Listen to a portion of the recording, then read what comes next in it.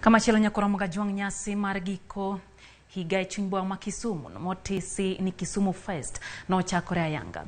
Nyasi no manyo kelo ganda kanyakla e chuny boma no yore kodaka gi jotelo kamuti mama Aido Dinga ma en minod Raila Odinga. Sharon Ongao miyo waler. En nyasi ma ibago e okang' mar ariyo e chuny boma ma Kisumu chakre ne yawe ayanga e dwe mar 12 mar higa mokalo. En juso ka oganda opong' kod mor ka gidhi nyime kod nyasi mar sikuku. Nyasi ma idendo kaka Kisumu Street Festival ne oyaw kod minod jatend kweth mar Azimio mama Ida Odinga. Kane loso e kinde yango nyasi mag sikuku masani dhi nyime e chuny bomano, Ida okwayo tend kaunti ma Kisumu mondo manyore motegno mag reso kendo daro nyithindo madang'ni e iboma. Ida onyiso luoro mare kaluwore gi kwan mamedore mar nyithindo madang'ni e chuny bomano, kowacho ni dwaro nitiere mar manyonegi kuonde jot. Onge ng'at manyuolo nyathi, whatever the circumstance, mondo bed chokora. Nyathi kisenyuol, same iting'e en nyathini.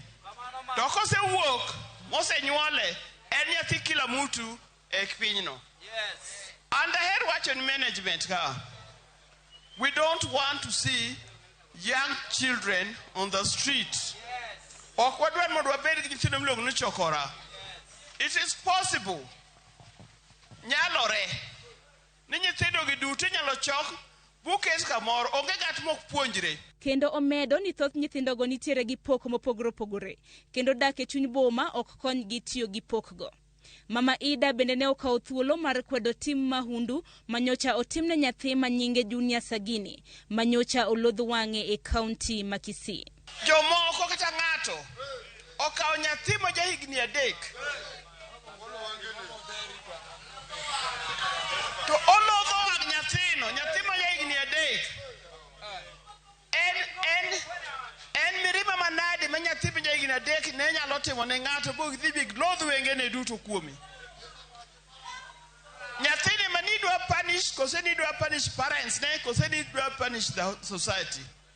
Timbe mag mahundu machalo kamano ok onego bed in our society. Nyasi makamano ywayo kit tuke mopogore opogore. Ka koro oganda mantiere gi kit pok mopogore owuok oko mar moro oganda gi talanta magi. Manager e kaunti ma Kisumu Abala Wanga bende nyicha osesingo ne jodak e kaunti ma Kisumu arita makende e kinde magidhi nyime gi nyasi makamano. Kata kamano, kalure kituke gi piem mopogore opogore madhi nyime e nyasino. Manager e kaunti ma Kisumu ne osingo ni piem mar madho kong'o bende ne biro bedo achiel kuom tuke ma ibiro nyisi. Joloch manosingo ni ibiro mimich. Kalure gi okang' makamano, duol mar Nakada bende koro ogolo koke.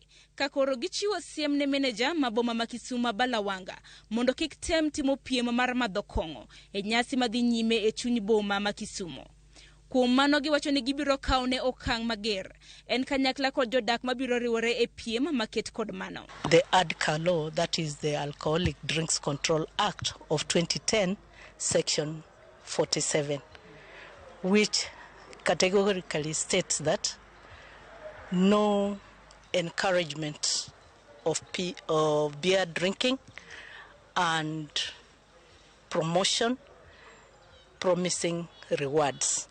Kano loso kod jofwambo e kaunti ma Kisumu, Nyenze wacho ni piem mar madho kong'o en piem maketo ngima oganda e kind akuru gi asumbi, kendo ok gin piem ma owinjore ojiw.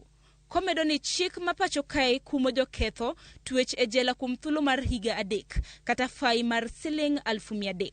And if we come across such kind of competition, we will charge the people who are participating and the organizers for such events, because it is against the law and they stand to be fined. Kisumu Street Festival biro bedo kadhi nyime kuom thuolo mar ndalo 10 mabiro.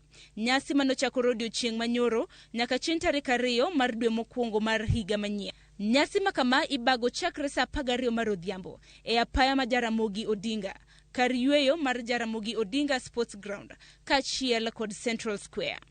Sharon Ongao, Ramogi TV.